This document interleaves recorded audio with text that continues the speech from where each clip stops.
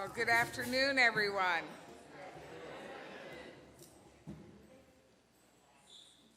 I love the sound of the drums. I almost didn't want to say anything to keep you from playing, Eric, but okay, we'll go ahead and get started. Good afternoon again. My name is Reverend Dr. Monica Dawkins-Smith, and I have the privilege of serving as the interim senior pastor of historic Eastview United Church of Christ, alongside Reverend Charlene J. Smith and Reverend Mac Rice. On behalf of Eastview UCC and our partners from Plymouth Church UCC, their Anti-Racism for Equity team, I am delighted to welcome you to our Juneteenth celebration. It is wonderful to see all of you gathered here, and before we go any further, please join me in thanking Eric, I know I'm giving you a shout out, man, for welcoming us with powerful rhythms of the drums.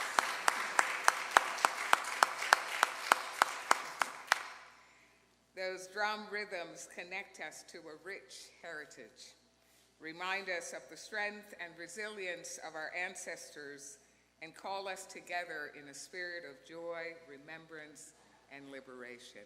And that's why I said earlier, I almost didn't want to stop him from drumming, because I absolutely love the drums. So, why have we gathered today?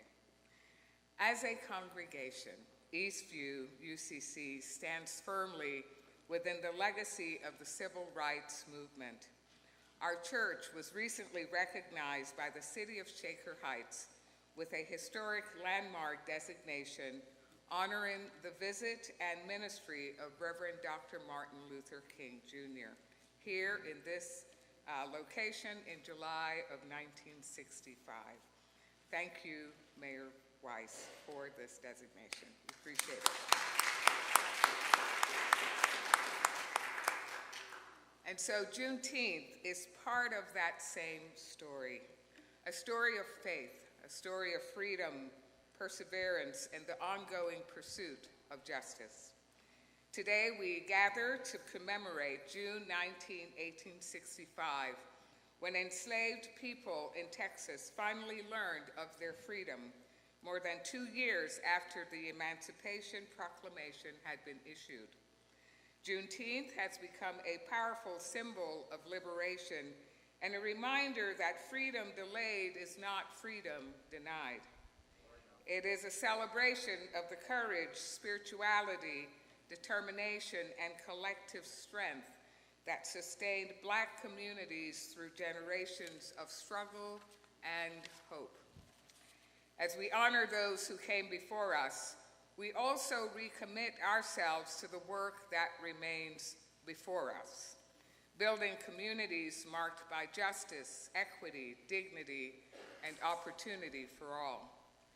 We're especially honored this afternoon to be joined by the renowned Greater Cleveland Choral Chapter, whose music will inspire and uplift us, and by our keynote speaker, Dr. Adam Banks, a distinguished, there we go, yes.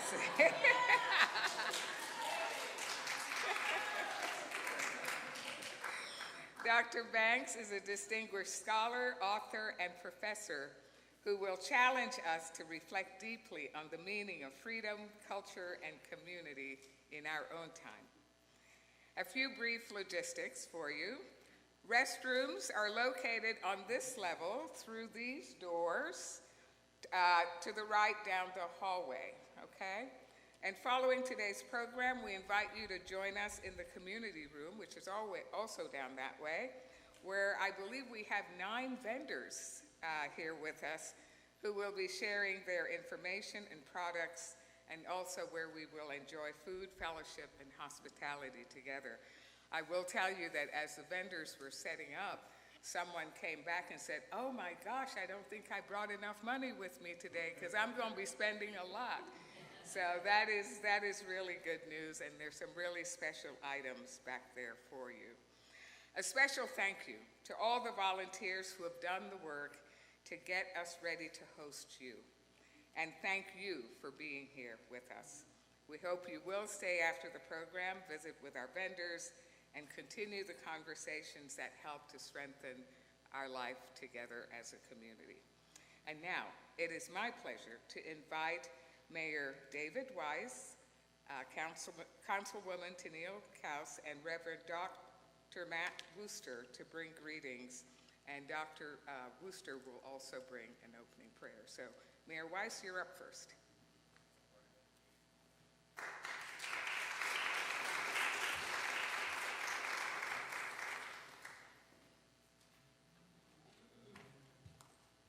Well, I consider myself very lucky today because I got this slot in the program today, because you don't want to follow the ministers and the professors, et cetera, who are all here today. I'll be very brief. I just wanted to express welcome and thanks on behalf of the city of Shaker Heights. Our relationship with both Plymouth Church and Eastview is one that is very close and very deep. I'm always pleased when I'm invited, especially to Eastview. I can walk here, so that helps too. I'd just say, most of you, I think, know the history of Heights Christian Church and then Eastview, and the history of the building itself, as Dr. Monica mentioned. I'll just mention it's historic for several reasons. One is the actual construction and design of the sanctuary and the building. It was designed by Junior Everhart, a renowned architect at the time.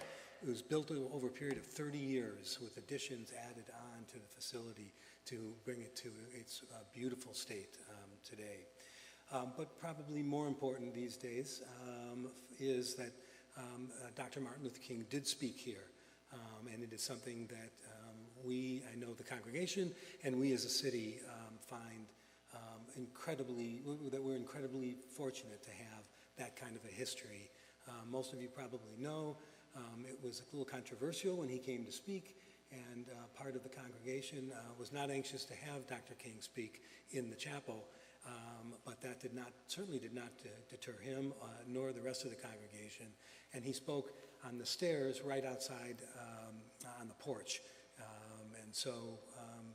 He spoke to well over 1,000 people on that day. And so it is with that history that we find ourselves today here participating and appreciating the Juneteenth Celebration program.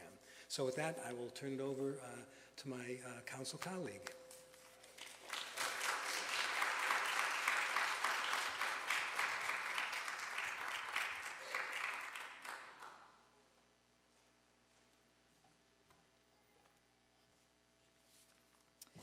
Good afternoon, everyone, and welcome. As a member of City Council, it is my honor to join you in celebrating Juneteenth, a day that commemorates freedom, resilience, and the enduring pursuit of justice. Juneteenth marks June 19, 1865, when the last enslaved African Americans in Galveston, Texas, learned of their freedom, more than 2 years after the Emancipation Proclamation had been signed. It reminds us that freedom delayed is not freedom denied, and that progress often comes only because courageous people refuse to stop moving forward. This year's theme, "If you won't go, don't hinder me," speaks directly to that legacy. It is a declaration of determination. It is the voice of those who marched when others stood still, who spoke when others remained silent, and who demanded equity when society told them to wait. It reminds us that while not everyone may choose to lead the journey towards justice, none of us should stand in the way of those who do. The message remains relevant today, whether we are working to expand opportunity, strengthen our communities, improve health outcomes, ensure fair housing, or create a more inclusive future. Progress requires courage. It requires people willing to move forward despite obstacles and resistance. As we gather this afternoon, let us honor the generations who paved the way for us.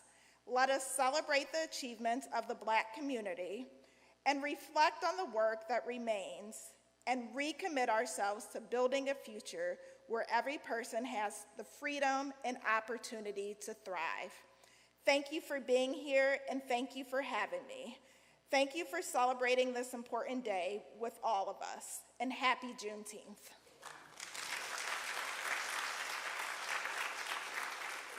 Next, I would like to invite Reverend Dr. Matt Wooster. Thank you.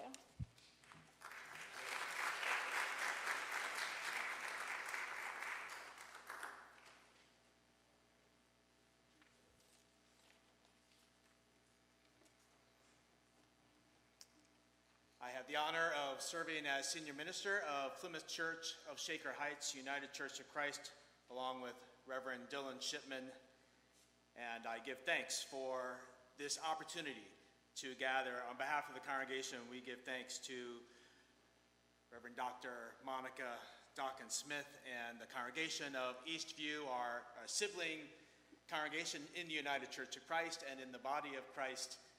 And I'm thankful for religious communities like these two that open our arms to be in community with those of other religious traditions or no religious tradition, those who are united in the values that shape us. I want to particularly recognize the members of the Anti-Racism for Equity Committee at Plymouth Church, many of whom are sitting near the front here, for their work and organization.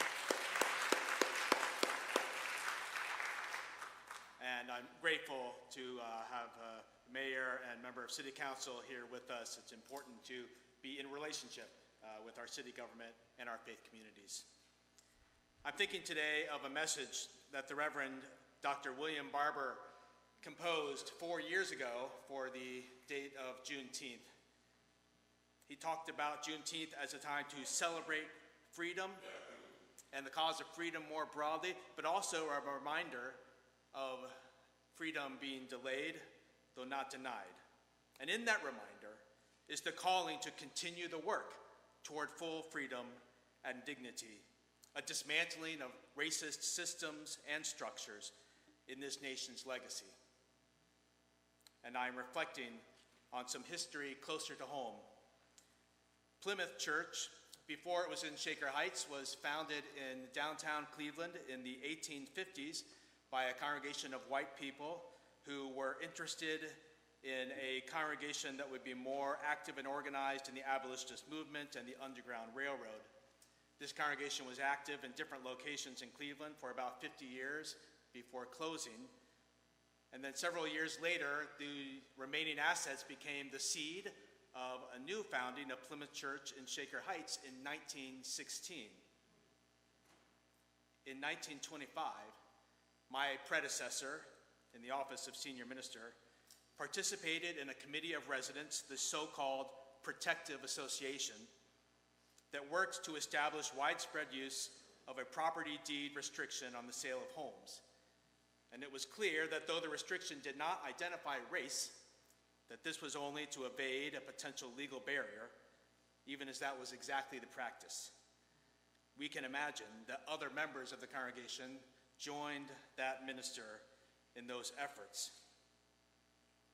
And it is another example of freedom delayed, and I believe we need to continue to find the opportunities to honestly confess and to repent of that kind of sin in our legacy and our history.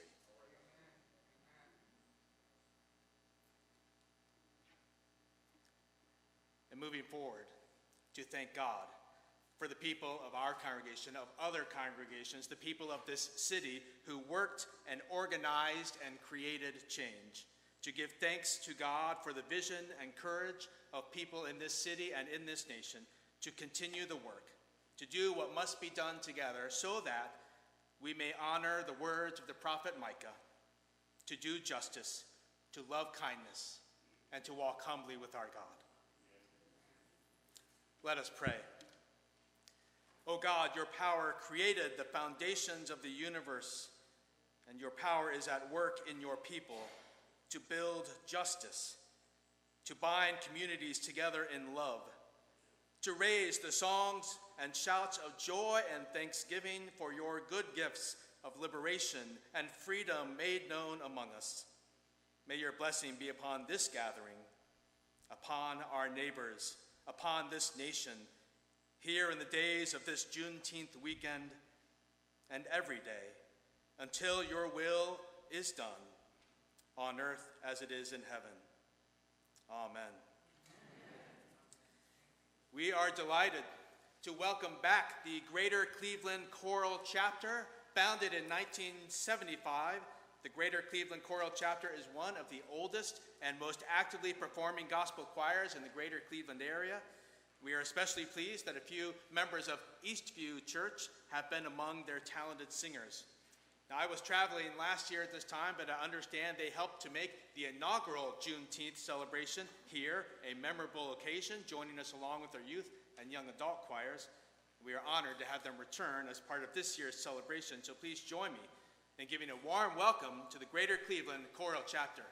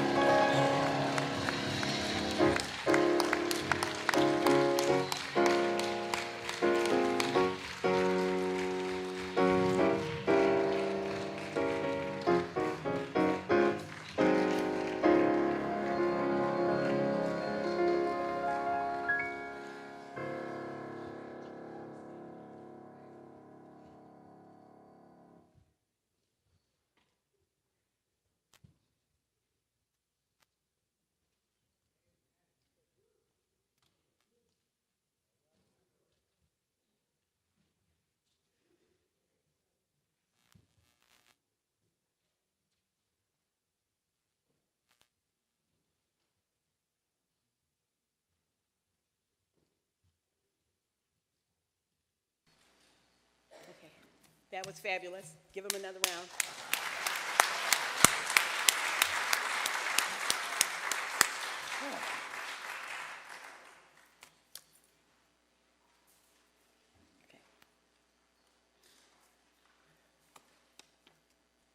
Okay, a committed teacher, midnight believer, and a slow jam in a hip-hop world. Dr. Adam Banks is Bass Fellow in Undergraduate Education and Professor of African and African American Studies by courtesy at Stanford University. He serves as the Faculty Director of the program in Writing and Rhetoric and the Institute for Diversity in the Arts, and as an affiliate facility member of the Program of Science, Technology, and Society.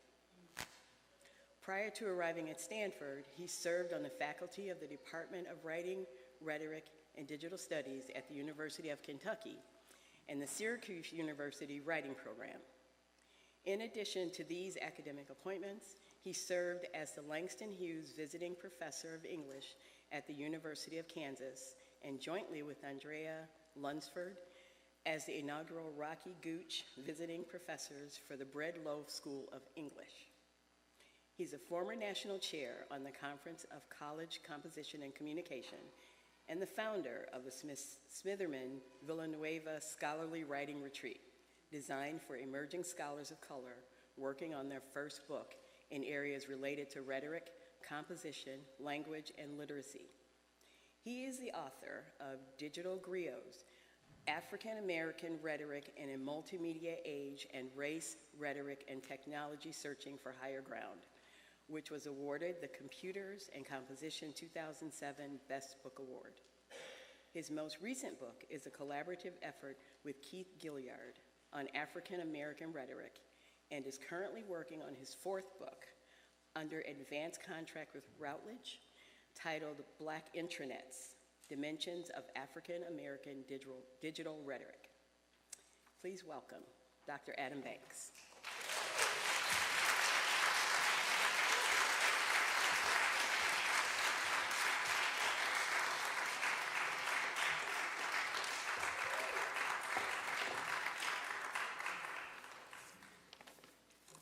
Well, let me just get this out of my spirit right now. Come on, choir.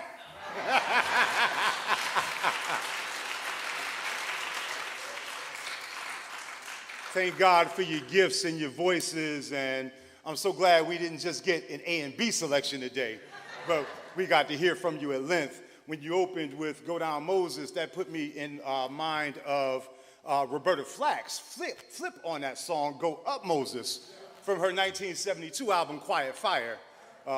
Like, Roberta is right up there next to Donnie and Aretha in that pantheon for me. So obviously some greetings and gratitude are in order. Reverend Dr. Dawkins Smith, thank you so much for the warm invitation to be here with you today.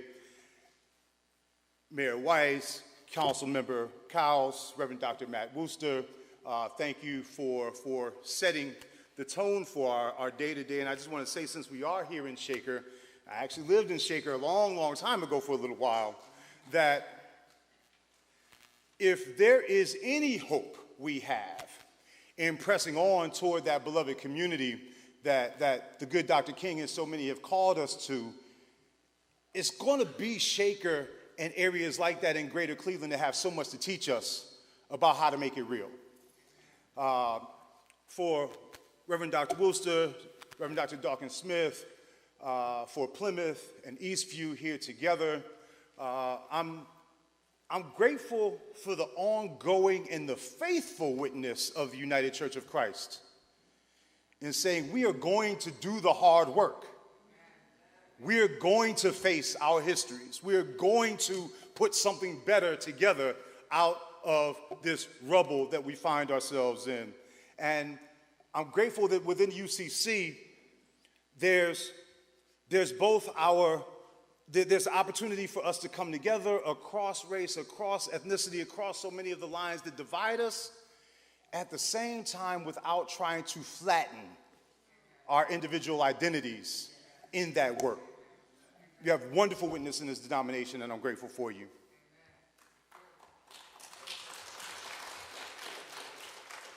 Consecrate me now to your service, Lord, by the power of grace divine.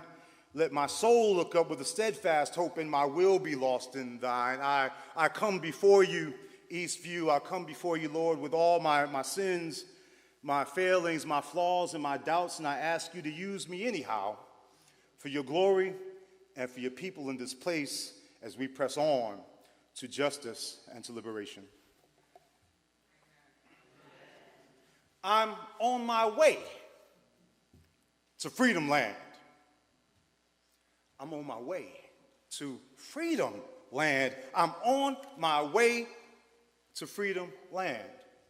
If you know this song as a spiritual that's been part of your long time experience, or through the slightly revised, I'm on my way to Canaan Land, sung by many, including one of my all-time favorite groups, Take Six, or as a song for literal freedom sung by the SNCC Freedom Singers, who later became Sweet Honey in the Rock. This song truly represents the spirit of Juneteenth for me and for the long walk to freedom that we have been on in this land for centuries.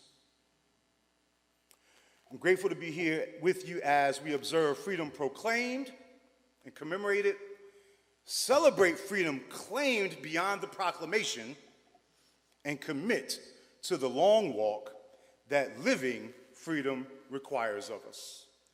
Juneteenth is a holiday for all of these actions: commemoration, celebration, and commitment. 5 years since the work of thousands of people over time and Mrs. Opal Lee's efforts and her literal long walk led to Juneteenth being proclaimed a federal holiday. 47 years since the state of Texas recognized it statewide, and 160 years since the first reported Emancipation Day celebrations in Texas that became Juneteenth. This holiday is both commemoration and celebration. And as we gather for both, we should understand Juneteenth both in its specificity to Galveston and to Texas, and in its broader context of, as you all have said earlier, freedom denied and freedoms won over the enslavement of African people on this land.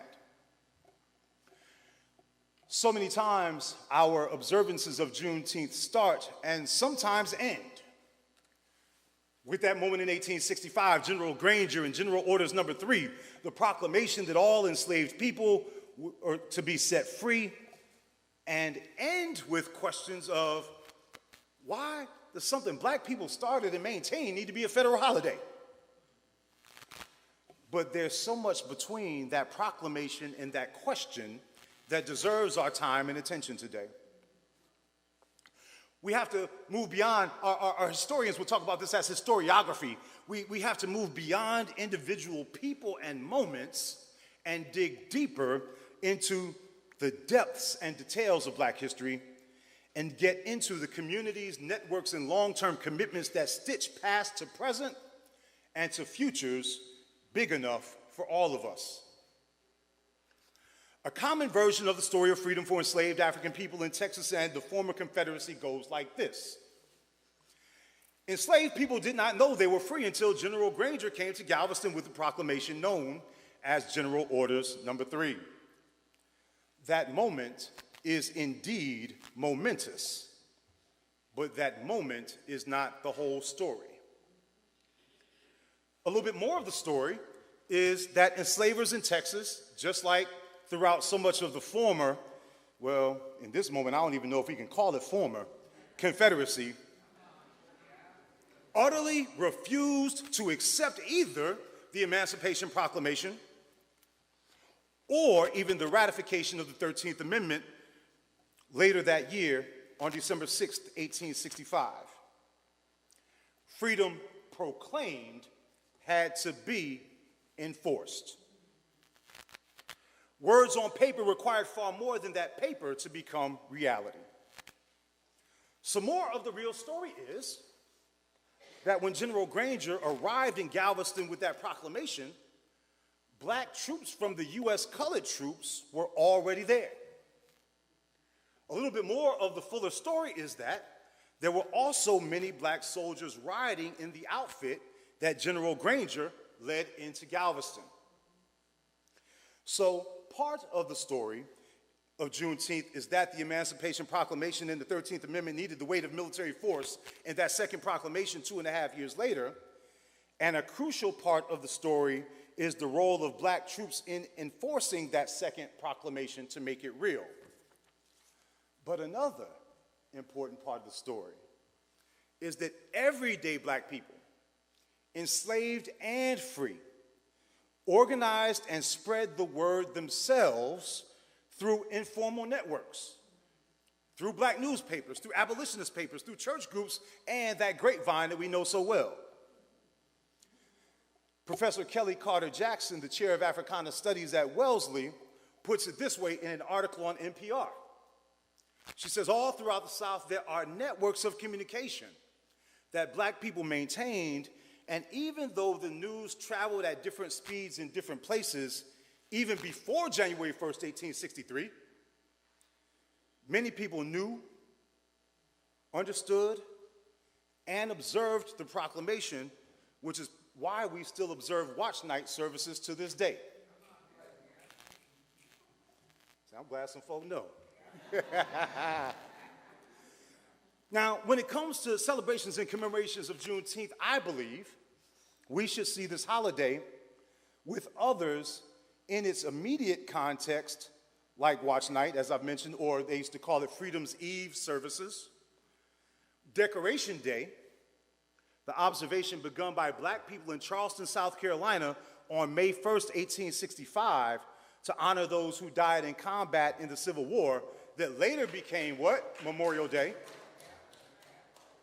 And even Reverend Dr. Martin Luther King Jr. Day, the day that became a federal holiday 40 years ago this year, after thousands and thousands of people, led by Coretta Scott King, Stevie Wonder, and many veterans of the civil rights movement, insisted that our struggle, insisted that our long walk to freedom be recognized and written into the national story. I say we should understand Juneteenth in this broad context for several reasons, but let me offer one right here. What national holiday or observance have you ever seen marking the end of the Civil War? A war fought over so many years, and according to the American Battlefield Trust, claimed 620,000 lives, or over 2% of the nation's population at the time. What holiday or observance have you ever seen a nation born claiming the ideals of freedom and independence? What holiday, what observance have you ever seen this nation willingly create marking the end of enslavement? For those of you wondering why we need a national holiday for something black people have been observing on their own for ages, let me put it to you this way. We should understand Juneteenth as our true, the nation, the entire nation's true Independence Day.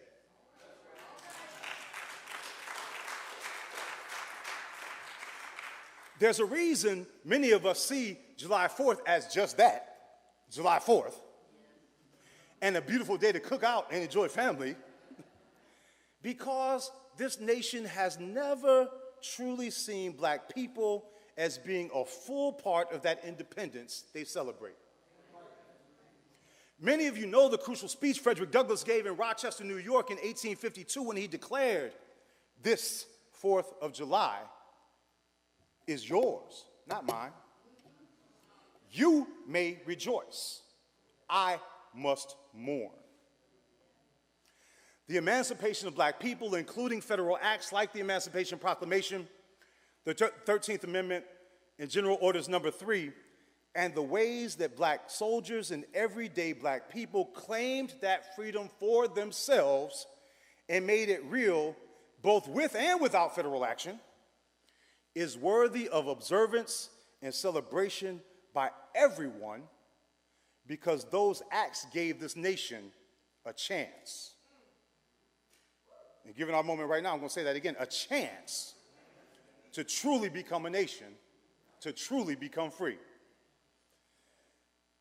It's a holiday that should be honored and observed by everyone, and its celebrations will always also be both distinctly Black and uniquely Texan, owing to their Galvestonian roots. Now, Pastor told me I only had 20 minutes max. So I'm going to keep the announcements in mind and govern myself accordingly and move on and sit down so we can have conversation with our treasurer, Eleanor Hayes, and with all of you. So let me press on and get out the way. I'm on my way to Freedom Land. I want you to imagine for a moment the U.S. colored troops making their way through the South to proclaim and enforce emancipation for Black people. I want you to imagine just how determined enslavers were to hold on to this horrid institution. I want you to imagine how many Black people walked their way to free states and to free spaces. Imagine how many people made it their business as soon as they could, before and after emancipation, made it their business and walked hundreds and hundreds of miles to find their people who had been scattered about.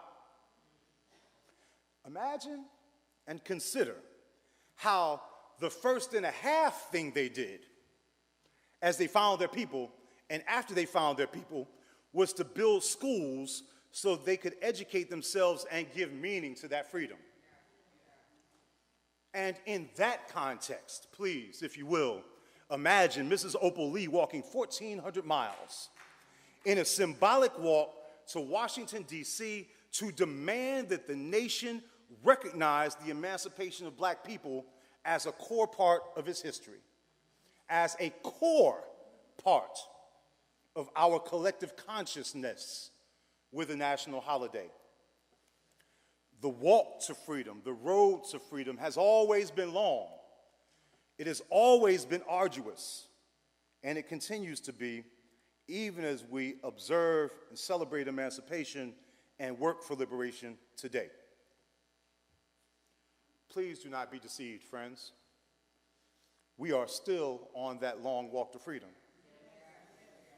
We are still on our way to Freedom Land. As we connect our past to our present and write new futures, I want you to consider something. We have never existed a moment in this society when Black people's freedoms and rights have not been heavily contested. That's why those red, yellow, green gauges that you see all the time, especially on Facebook, we got to help folk. We need a Facebook ministry to help people with some misinformation and disinformation. But you've seen those gauges. That's why they irritate me so. They make my behind it sometimes, because you've seen them where the dial of our national timeline is red for the period of enslavement, is yellow for the Jim Crow era, the period from emancipation through the Civil Rights Act and Voting Rights Act, and then green from 1965. Y'all seen them? Signifying our full inclusion in this society. I'm glad y'all with me. Our freedom, our equality, our right to be seen as full members of the society has never been fully accepted, has never gone without struggle, even when it has been encoded into law and policy. We are still on our way. And again, do not be deceived. First of all, I need some of our language people to get to work, because we're going to need a new word for racism. Like, racism don't even affect nobody anymore, right? But racism and ideological differences and political differences are not merely sufficient terms to describe where we are right now on this Juneteenth, 160 years after the first Emancipation Day celebrations. We exist under a regime at the moment that is trying to reimpose a Dred Scott reality.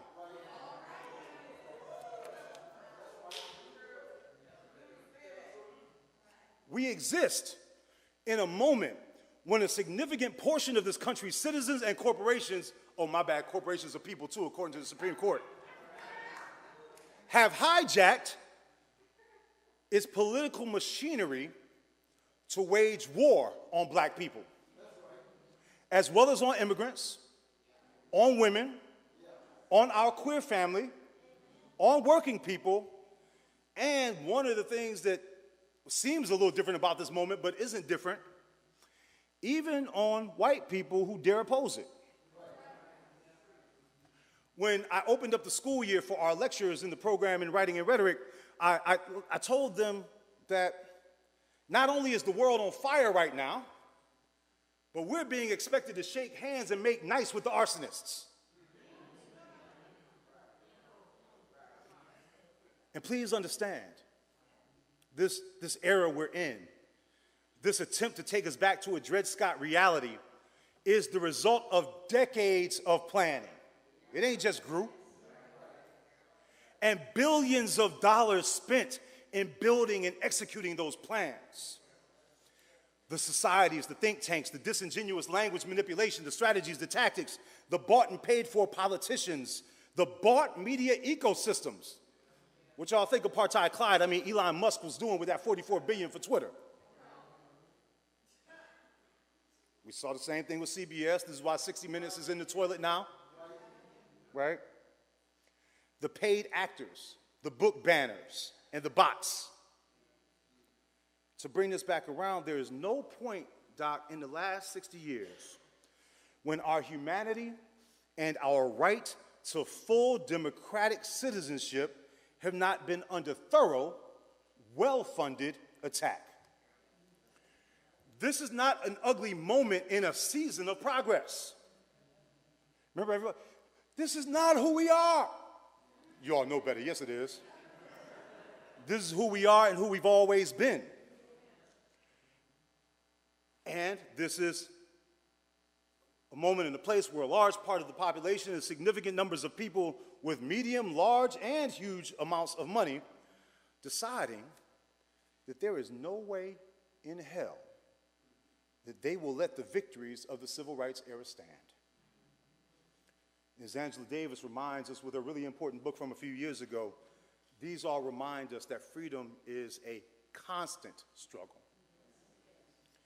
So here we are in 2026, still on that long walk, still committed to that constant struggle, still on our way to Freedom Land. So I'm glad we have friends in the building on that long walk with us, because we have so much work to do. Even as we celebrate and commemorate, there's still so much to do to commit to the spirit of Juneteenth and commit to liberation for us all. What I love most about the song that I'm citing for you, I'm on my way to Freedom Land, is its fierce determination. Take 6's version continues, if my mother won't go, if my father won't go, if the teacher won't go, if the preacher won't go, if the deacon won't go, I'll do what? I'll journey on and on. So for those that you know who might not be friends of this work, for the people in your lives who don't care or who won't go, that's all right, because the song continues, and you can tell them, just like the singers tell us, if you won't go, don't hinder me. If you won't celebrate that spirit of freedom in Juneteenth, don't hinder me. If you won't commemorate the fullness of our histories even when they are painful, don't hinder me.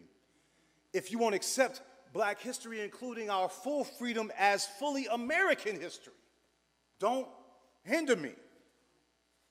If you deal with people who feel like you got to be quiet about all that, if you feel like they expect you to be hushed or hesitant about the beauty and the power of Black freedom struggle to liberate all of us because we are in an ugly, openly white supremacist era, tell them people in your life that's all right, just don't hinder me. But as ugly as this moment is, there And as much as it reminds us that liberation requires the long walk and requires constant struggle, Ms. Hayes, there is still good news. Even when we've been scared to move, I've had those moments. Even when we've been scared to move, the sacred still moves in us. Even in the depths of midnight, people still watched and worked and prayed over us, even when they didn't know if they would see daybreak themselves. Even under surveillance and black codes, people still gathered and celebrated both freedom to come and freedom made real. Even under suppression and threats to their lives, black people and many determined accomplices endured. For those of you who are ready to take one step, that's all it takes. One step, one thing you have to offer your people, one gift you want to hone, one thing you want to learn, one step on that long walk to freedom, land, and liberation for all of us. To take one step to build community. For those of us willing to take one step to honor the depths and details of our histories, willing to take one step to end the white supremacist era that we toil under, we serve a creator who will take two with you and two for you. For every single thing you are willing to do for what is right, the divine will move in you and through you to make it more. Our pastor, when I was a teen in college, my brother Brian Smart is over there, he loved to say, God will add the increase. This Juneteenth tells somebody in your life that no matter how hard people might work to deny it, our freedom, our beauty, our power, and our possibility will not be denied. Tell somebody in your life, if you won't go, don't hinder me. We're going to keep on walking. We're going to keep on marching. We're going to keep on working to freedom land. Thank you, Eastview. Thank you, Shaker in Cleveland, for letting this Cleveland boy, who was once a substitute teacher in the Shaker schools, come celebrate this holiday, this holy day with you.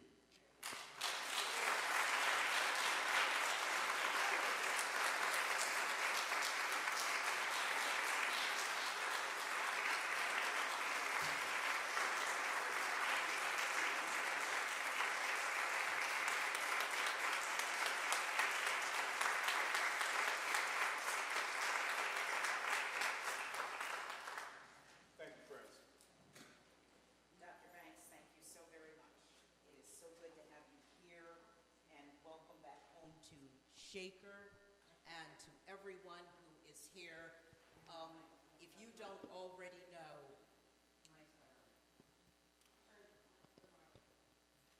If you don't already know, how is that, Jacob and Vicky? Still got a red light on mine too. I'll try to hit the button. We will keep chatting. Is that getting better for you there? Check, check. Oh, okay. Okay. So we got one. Dr. Banks is good. Can you hear me any better? Okay, let's do that, and then Jacob, just give me the high sign if we can use both. Okay, thank you very much. All right. Thank you again, and welcome back to Shaker. And for those of you who may not know, this man is just racking up the miles, flying between the West Coast and Stanford and coming back here. Shout out to my Unbar family.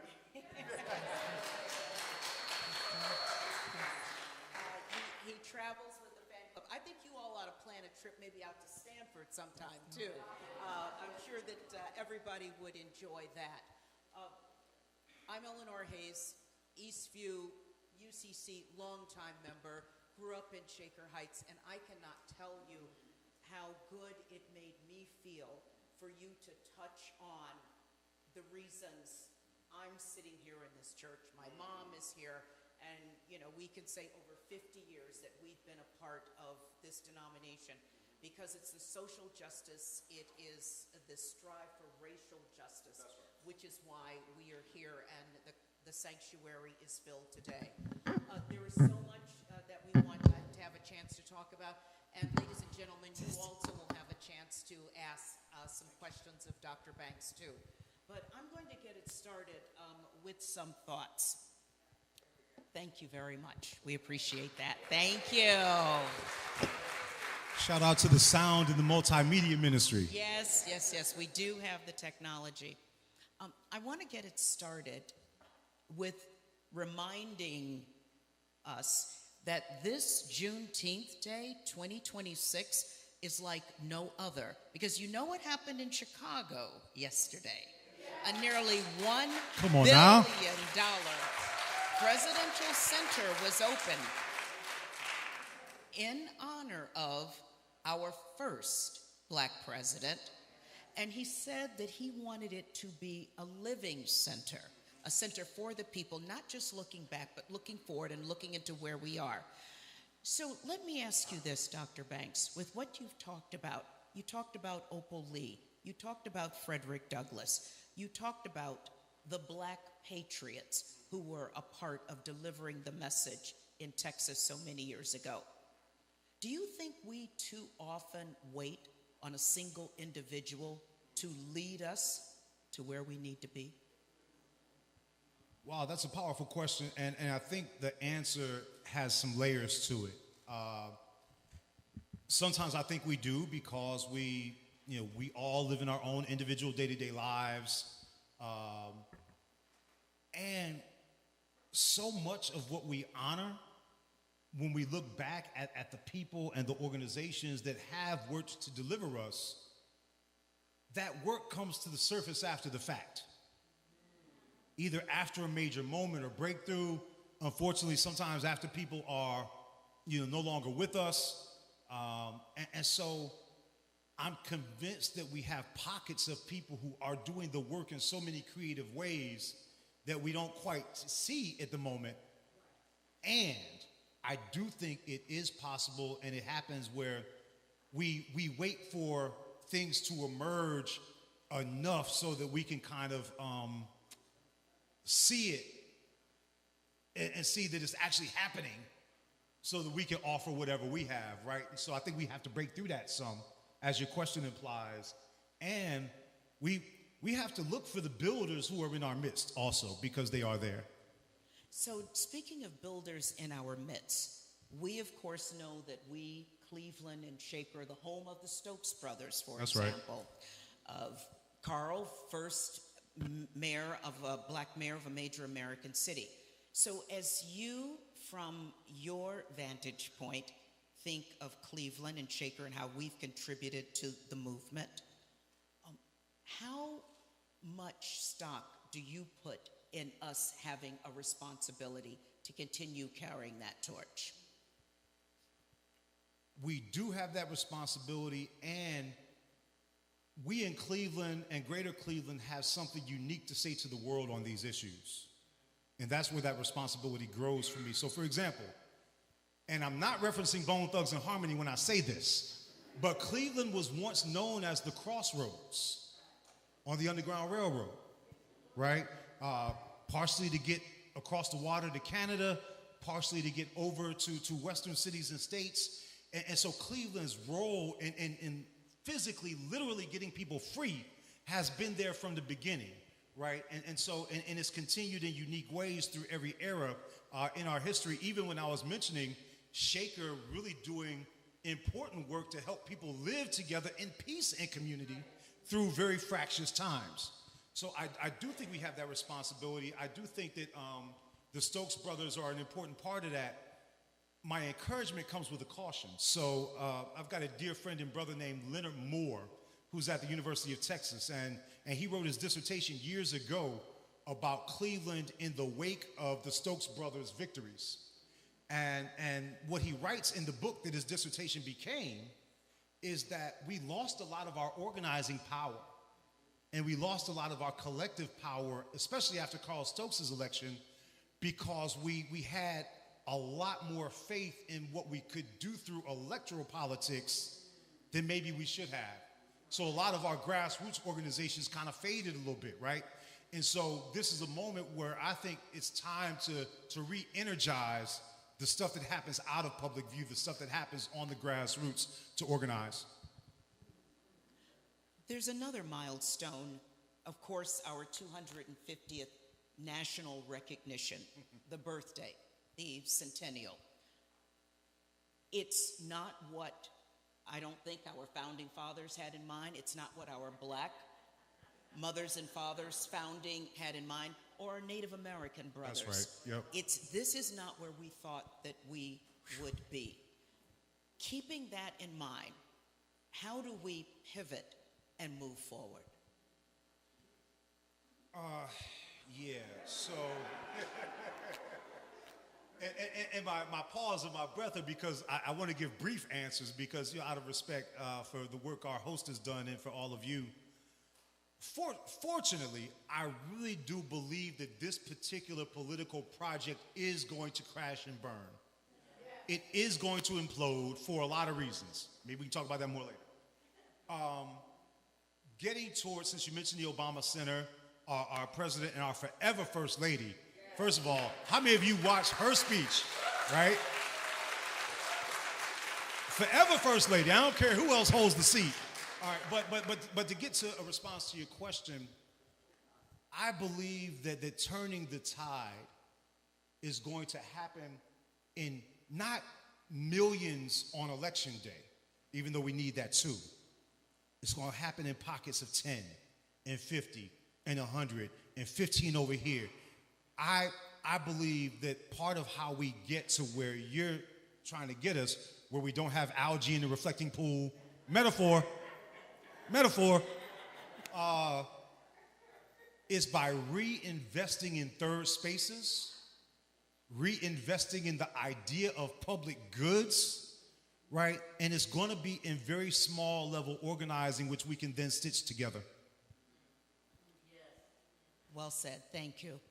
And we have to give a shout out, of course, to Becoming. If you have not already Absolutely. seen the documentary on Netflix, make sure that you watch it, because you're going to see a scene of the Eastview Women's Guild book discussion group in conversation, in person, with the forever First Lady Michelle Obama when she came in and surprised them. We thank Sharon Jefferson for all that she did to make that happen. May I make a comment on that quickly? Yes. Thank you for shouting out that reading moment. So one part of this, when I mentioned the sort of low-level organizing that I think we need to be doing, one thing that I think the Church Universal, in all of our connections to each other and black churches specifically, can do is bring back the idea of the church as a home and a hub for intellectual work. And I mean everything from the Easter pageants where kids learn to read, to the oratorical contests, to the book clubs, to not the debates. We don't need as much of that debate, but we got to debate too. But the discussions of the issues that matter, where so much is happening in the digital that gets us removed from each other. This is one space where we can put it back together. I'm glad that you brought up the role of the church, because I was going to ask you about that. And specifically with United Church of Christ, but in the broader church community. What are some of the key aspects, and you just touched on that you think that we can do right now? We always look at the short, mid, and long-range planning, but what can we, in this moment, where collectively we're thinking about how we can all do better and being grateful for where we are, can step forward? I've got a down payment on it. So a couple things. One, we are watching whole large-scale attacks on literacy. And I'm not just talking about the babies, I'm talking about us too. So anything we can do in reinvesting in building our collective literacies and abilities for critical thinking, we've got to do it. So that's one thing.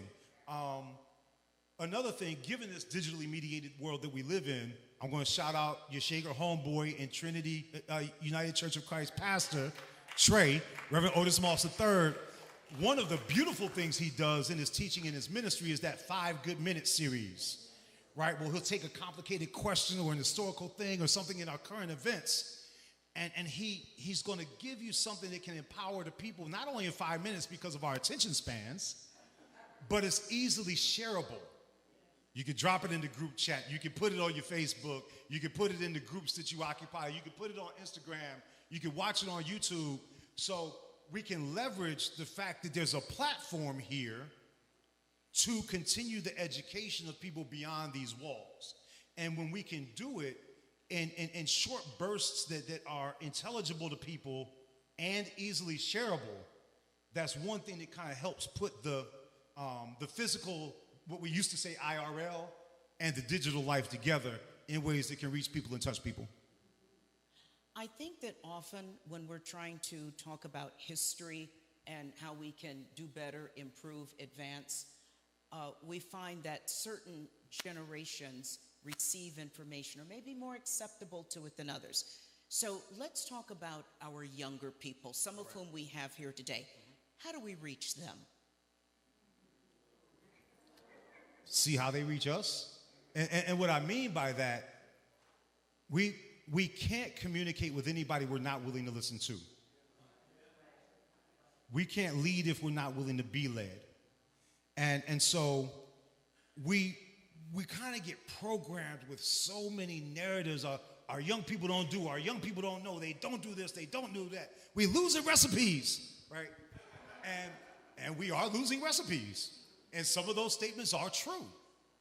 But where are the spaces where we're willing to go to them on their own terms, see where they're living, and what we can learn from that? So one example, because of this digital madness we deal with, they have vernacular. All vernacular means is every day. Oh, well, I'm here, at least you, y'all know. But vernacular practices that can help us reignite our own literacies. Because the folks who are going to be able to lead in this moment, that ability to communicate across generational lines and divides, it's going to be crucial. Our council rep, I'm sure you've seen that on the trail. If you can't talk to the young folk and the elders at the same time, it's a wrap. So I'm long-winded. So we get there by going there first and seeing what we can listen and learn so that we can get some investment in what we might have to offer them. How do we keep Juneteenth as much of a celebration as it is right now going forward? My first thought on that, how many of you have ever watched either Galveston or Houston Juneteenth celebrations? Oh my God. When you have some time and you got your YouTube open with your 28 other browser windows, look up Galveston Juneteenth. Look up Houston Juneteenth. There is so much joy and beauty and power in those celebrations. It will be infectious. You will want to keep that celebration and keep that spirit alive. So that's one thing. There are probably a lot more to go with that, but I'm gonna say let's start at the root. Let's start there, at the root. All right. I'm gonna pause in some questions that I have now to ask if some of you would like to pose some questions to Dr. Banks. It could be about Juneteenth. It could be about some of the comments that he made today. It could be reflecting on one of his books that you've read. Just ask away. Don't nobody buy academic books, no. We have a microphone here, so please feel free to just come up and ask your question. Thank you very much. All right, repping in the t-shirt. I see you. Look at that beautiful fur on that shirt. Long time no see, Dr. Banks. I am Letitia Naw, Councilwoman Letitia Naw, visiting from Woodmere Village, so thank you for having this today. This is awesome and amazing. Eleanor, you took my first question, so I was going to ask Dr. Banks, who in this country can lead a movement for African-American people? But a wonderful politician told me that we are the leaders that we're expecting to show up. So I decided to run for council on that. All right, come on now. With that being said, I am working currently with a lot of nonprofit organizations to come together with the African-American organizations. We're working on messaging as it relates to voter awareness, voter engagement. We have people who don't vote, we have low propensity voters, and then we have people who are educated but don't vote. How can we create that pain of nonconformance if people do not vote, right? So in the May 5th election, Cuyahoga County had 22% voter turnout. with all of these things going on. So what is your recommendation to inspire and evoke emotion to make people vote? Thank you. Beautiful questions, including the one you said you weren't going to ask. So I'll try to respond to the range of what you gave as Councilwoman. And thank you for serving, by the way. In terms of leadership for right now, two things. So in the midst of the civil rights movement, Ella Baker was known for saying we need group-centered leadership. And she encouraged us to move off of the charismatic leader type archetype, right? And so how do we build group-centered leadership is one question for us, even though there is always going to be someone who has the microphone, who gets to interview, you know, on, it was WJW and WJKW back then, right?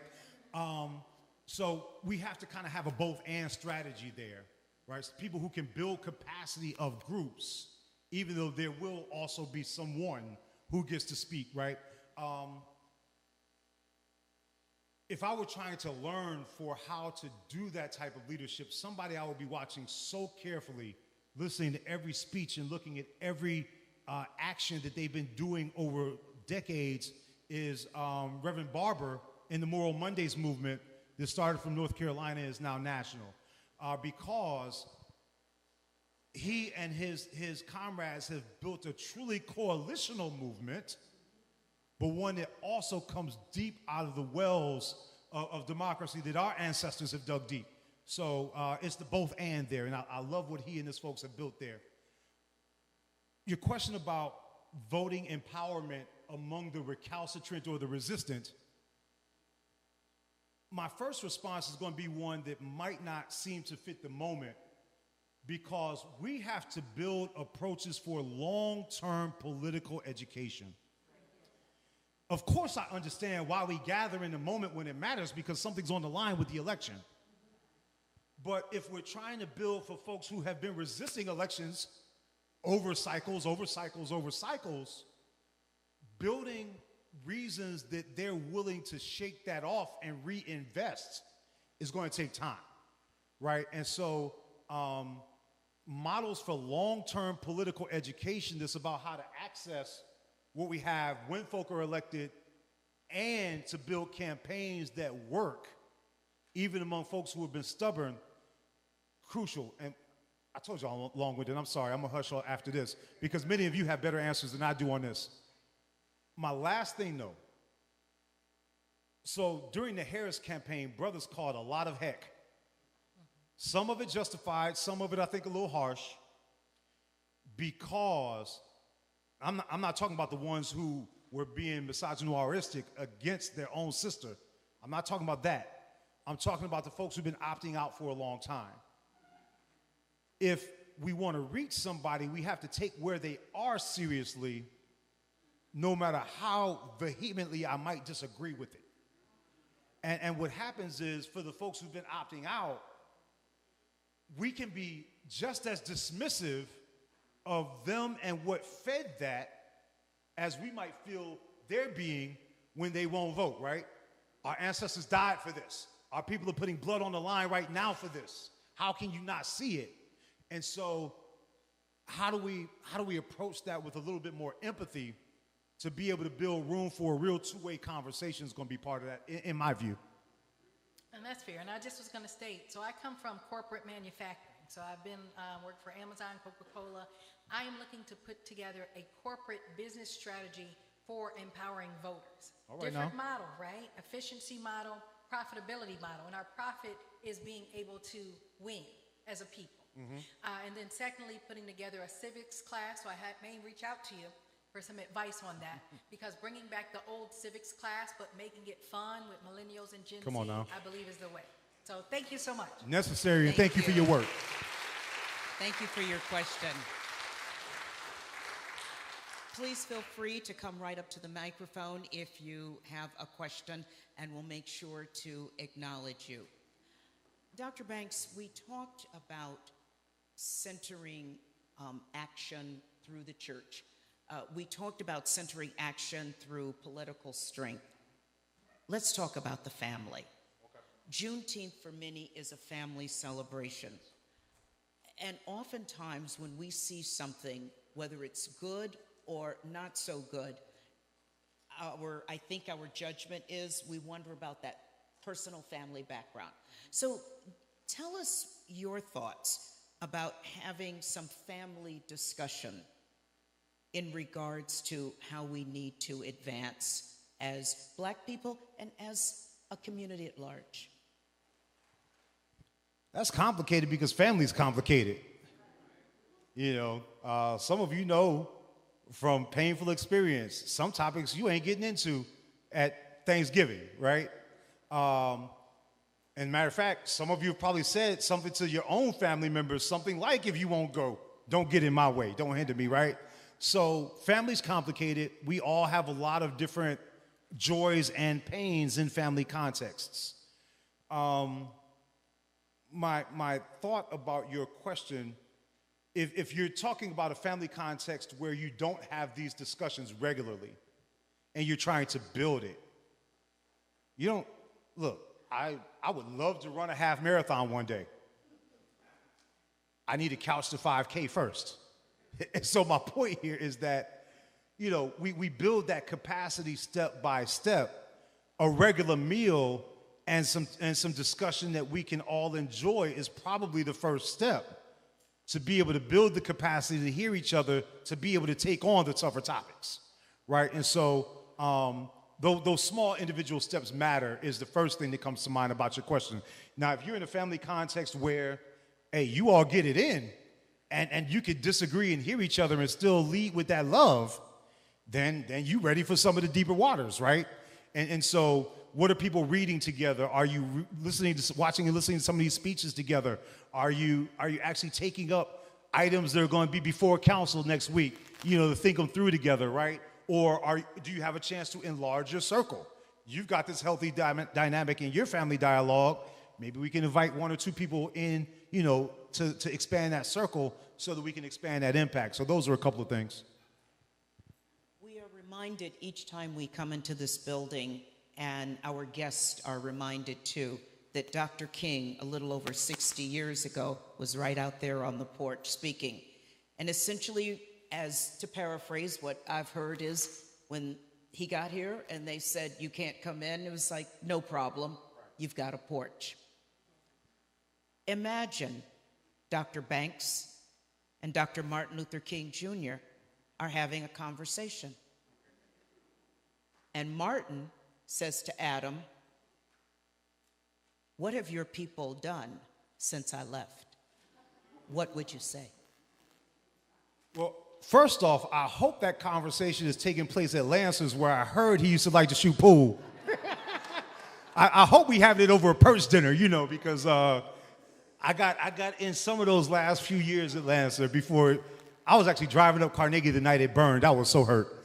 No, but I mentioned that because now that we're learning more about the fullness of King's life, we're getting to see more of the human side. You know, I'm so grateful for that. Your question, what have we done since he left? So back when Chris Rock was funny and before he started doing things that were harming people, he had a joke that ever since, you know, Malcolm and Martin, we got a bunch of substitute teachers. And to some degree, I feel like that sometimes, right? We have not, but movements work in waves. And sometimes what might seem to be the downside of the sine wave is people trying to find the language and find the voice to speak to, oh, that was a siren, to speak to the moment. And technological change and what that's doing to labor, what that's doing to how people interact from day to day, I think it has us in one of those wilderness moments where we're searching for language and we're searching to put a voice together that can speak to everything that we're dealing with right now. And so Roy Ayers' song, Searching, right? Luther in Chains, Searching. I think that's where we've been, at least in this most recent portion.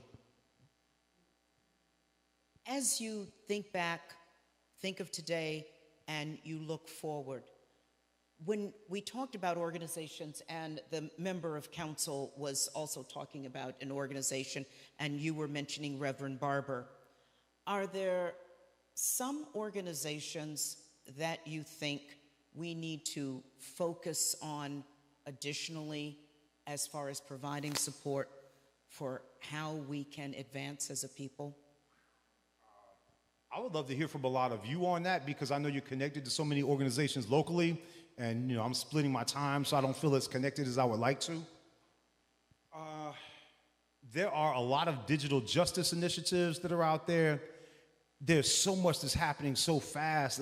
So when it comes to Silicon Valley and those arsonists I mentioned earlier, part of their logic is move so fast that the folk can't catch you.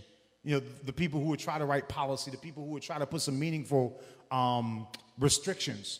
And so people who are organizing for online justice, digital justice, I will be following them. I would certainly be looking at Brian Stevenson and the Equal Justice Initiative out of Alabama and all their comrades, because it's not just Brother Stevenson. And honestly, if we're really trying to learn something, we should be looking at women's movements and queer movements in this moment, because they're having to press through challenges to their humanity that are a little different than ours are. I'm glad that UCC ordains women preachers, right? The first community course I taught in Cleveland was called the Celebration of Women Preachers back in 2013. So forget them Southern Baptists, y'all. We hear where the work is. But I would be looking there. And then for black folks specifically, I would be thinking about, who are we in diasporic connection? The last 60 years in immigration patterns, no matter who your people are, it's changed what being black, even in this space, means, because the entire continent is here. All of the Caribbean is here. All of your South American cousins are here. And sometimes we don't reach across those spaces enough. So those were a few things that come to mind. In hearing your message today, you covered a lot of points. But what keeps you up at night? Y'all heard that midnight believer part in my bio. Both the midnight and the believer are real parts of who I am. I got that Charlie Brown disposition. I'm one of those overthinking types. What keeps me up at night is that we have such a concerted portion of this population that is so recalcitrant about basic things, right? So when I mentioned, the war that's happening, against so many of us, that's a war that none of us started, right? If you look at black protests in this country, it's been so nonviolent. In Ferguson and Black Lives Matter, what was the saying? Hands up, don't shoot. It was even plaintive, right? Please recognize our humanity. And that wasn't enough to keep from getting shot, or for activists in Ferguson to keep from getting disappeared. And so I know we're going to push through that, but the fact that it's such a steady part of who and what this place has always been. And, of course I'm scared of World War III like everybody in this particular regime. That's keeping me up too. I have some friends who have their get your passport ready moments. If that moment comes, where you going? So the stuff that's giving all of us anxiety gives me anxiety too. But yeah, that's a big part of it. You're a professor. Bottom line, you are a teacher. You inspire, you share, you write. What's the hope for those who you mentor and feed information to and through?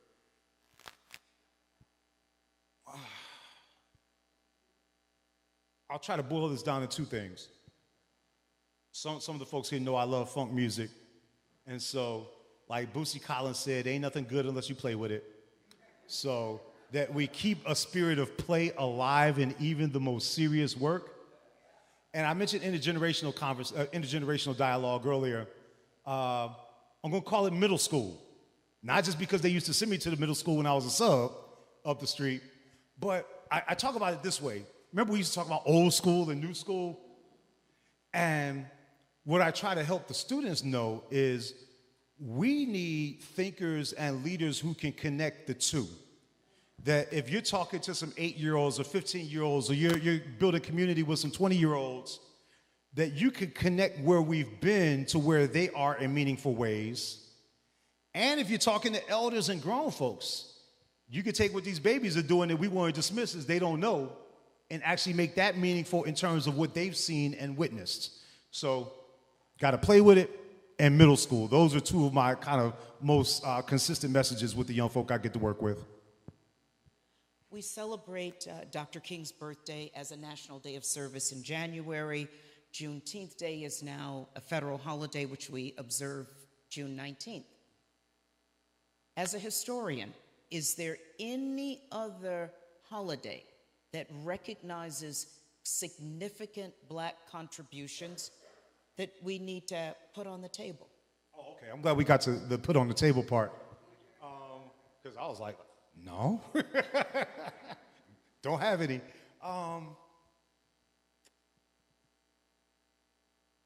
The first thing I want to say about that, before we get to the idea of national holidays, is the rituals and remembrances that communities create for themselves matter so much, right?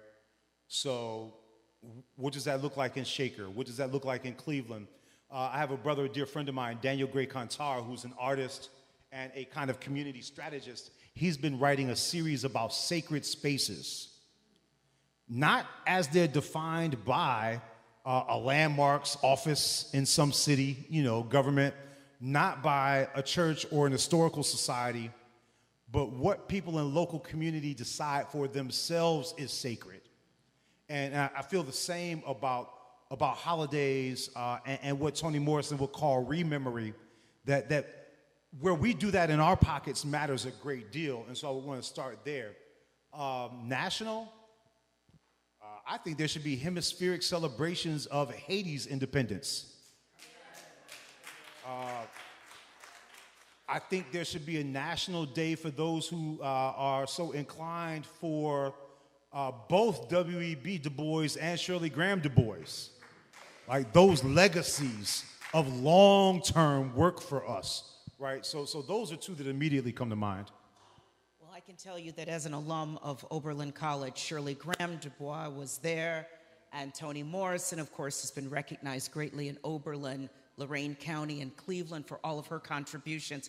So it seems as if things keep coming back to Northeast Ohio and our contributions.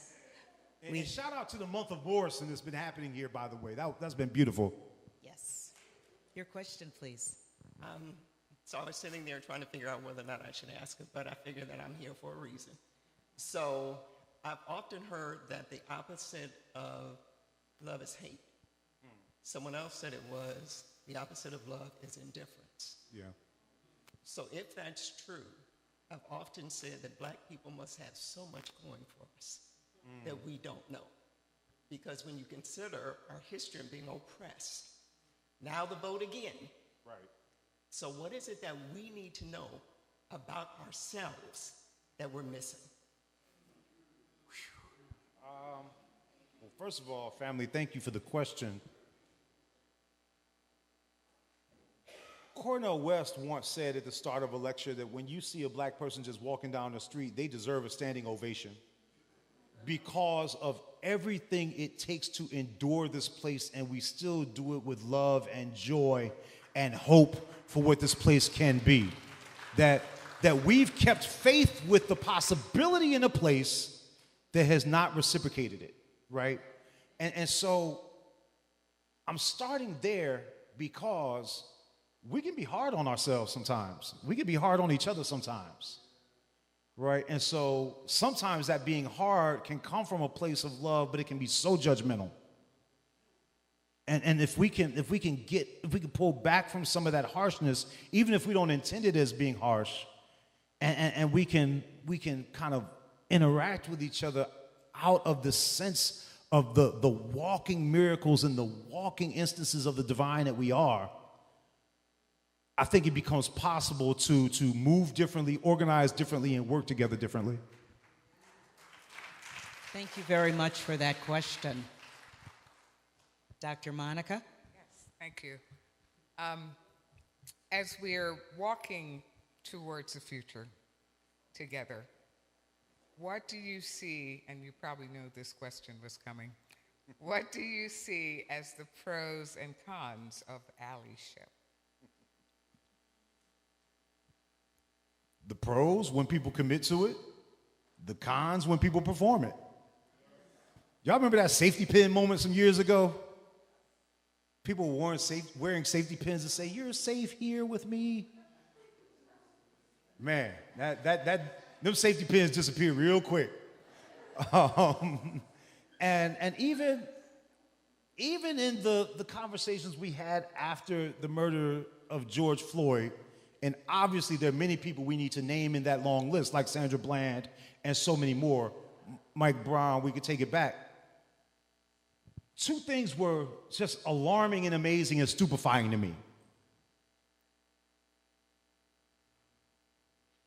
Go back, another murder.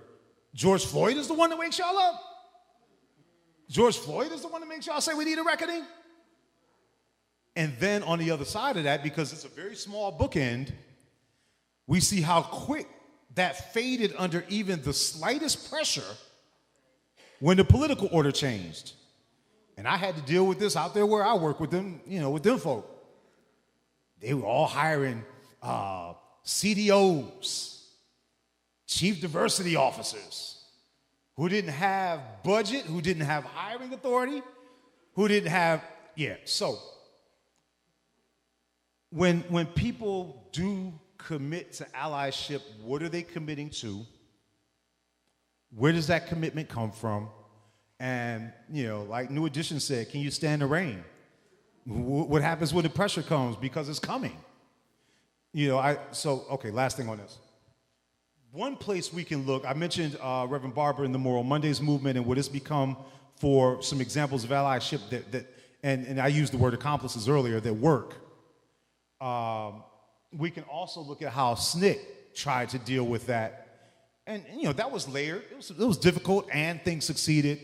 But they were trying to move out of clarity about what those difficulties can be.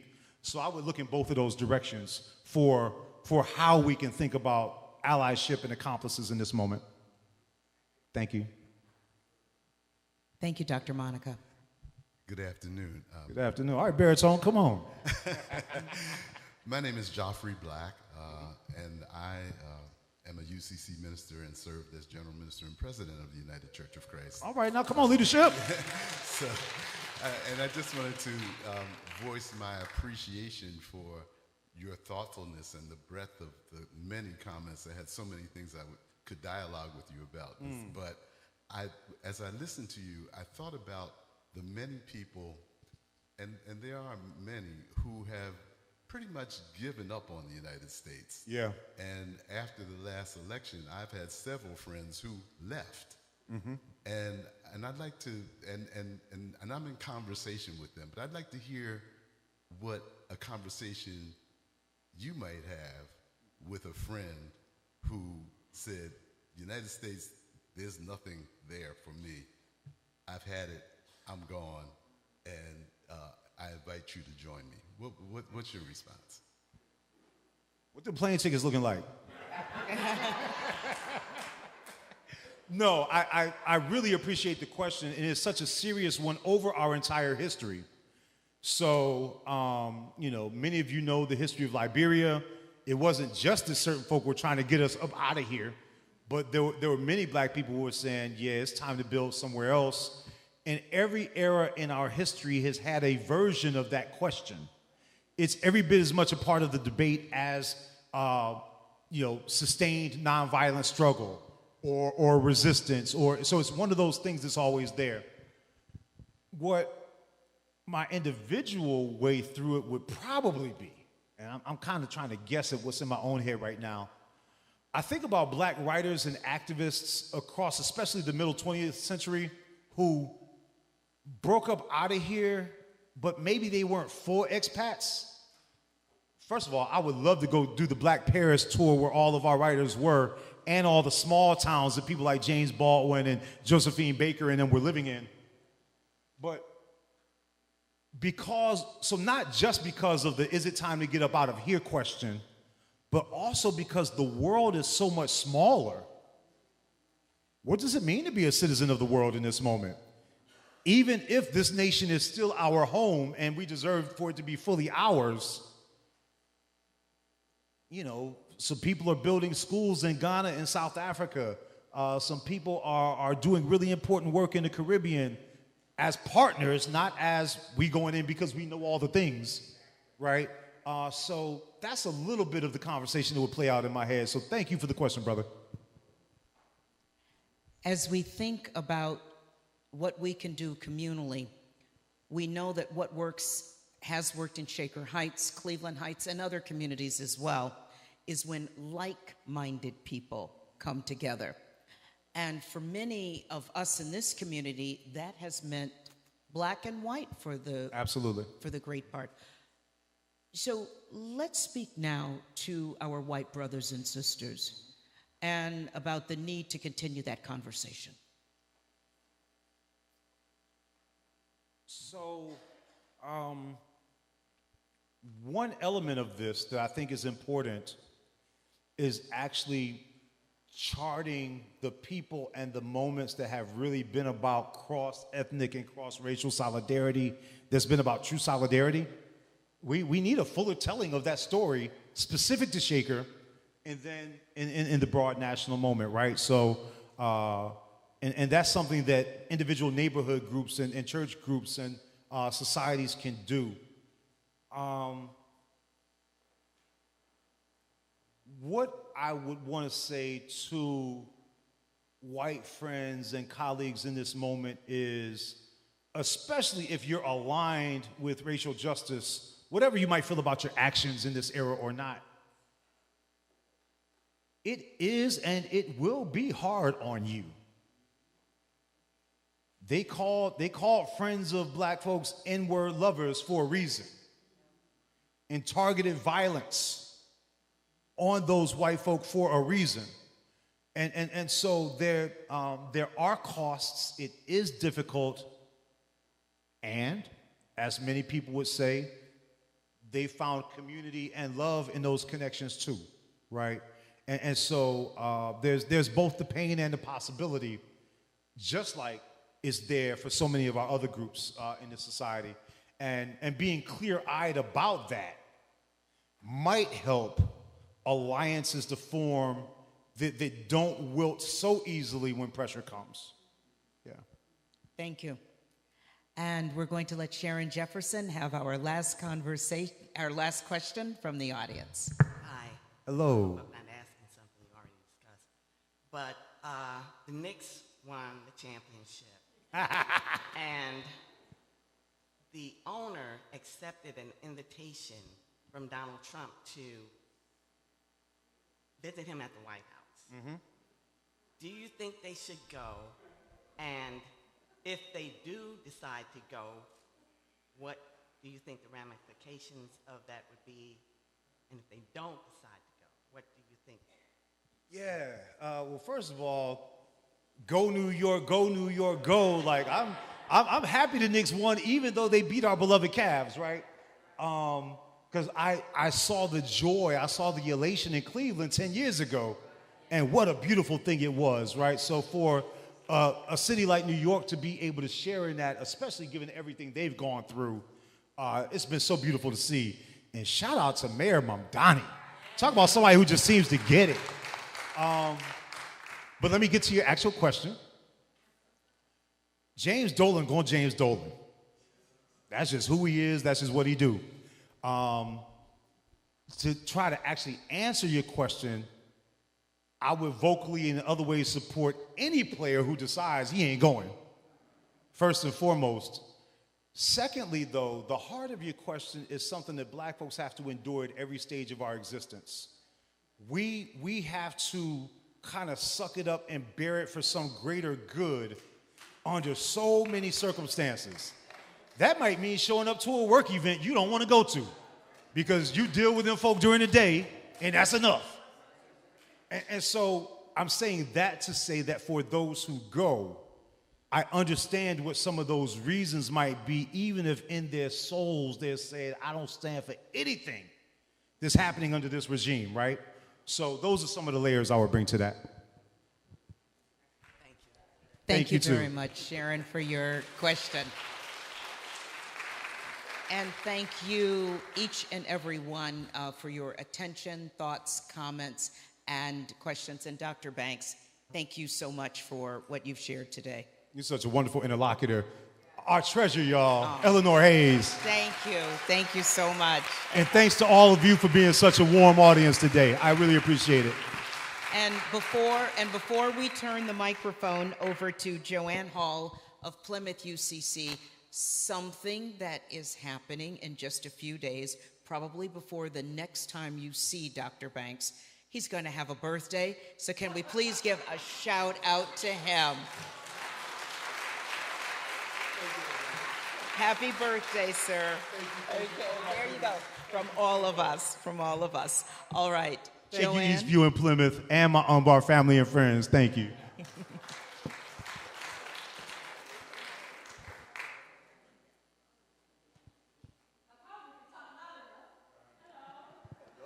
Hello. I'm Joanne Hall. Can you hear me? Great. I want to just say a little something about the grandmother of Juneteenth, because she never ceases to amaze me. 89 years old, she decided, because of something that happened when she was 12 years old, That's right. that she was going to have Juneteenth be a national holiday. Tell the story now. She walked hundreds of miles, gathered over 1.5 million signatures. At 94, she stood over Biden as he signed it into a national holiday. She will be 100 years old in October. Bless her heart. Say her name, Opal Lee. That's right.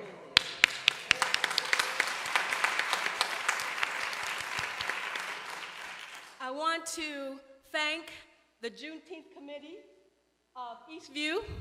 I want to thank the ARE, Anti-Racism and Equity Committee of Plymouth, for putting this together. There were more emails than you could ever imagine. But it worked out well because it turned out excellent. Would you say? Yes. I want to thank our drummer who took us back to Africa, the soul of who we are, our choir who sung us to heaven. It was that type of music that drove us all our lives, and they brought us over here on the ship. So thank you so much. Also, I want to thank our speaker who educated and inspired us always. I want to recognize, since we are in the house of the Lord, all the ministers in the room, thank you so much. And all of you who came out to celebrate our history and to continue to make history. The last thing I want to say, support the vendors, support the vendors, support the vendors, because we need to gather wealth in our community for our economic advancement in the Black community. Keep your dollars in the Black community. Thank you so much.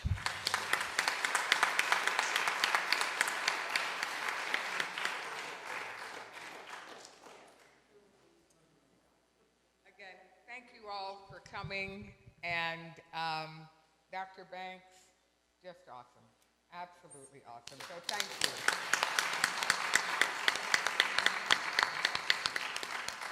As Joanne just mentioned, please come back. You can get to it through those doors and go down the hall and to your right into the community room. Support our vendors. We also have refreshments for you. And there are a few, very few, Juneteenth devotionals that are available on Reverend Charlene's table.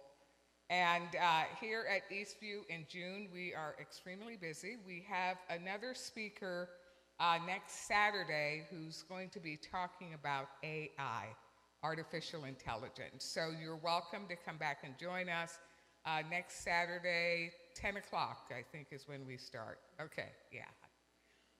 So anyway, that's it. it's a wrap. And again, don't run out the doors, okay? Go that way. And go and welcome and see our vendors. And I need a budget because I have a feeling I'm going to be spending a lot today. So blessings to you all. Happy Juneteenth.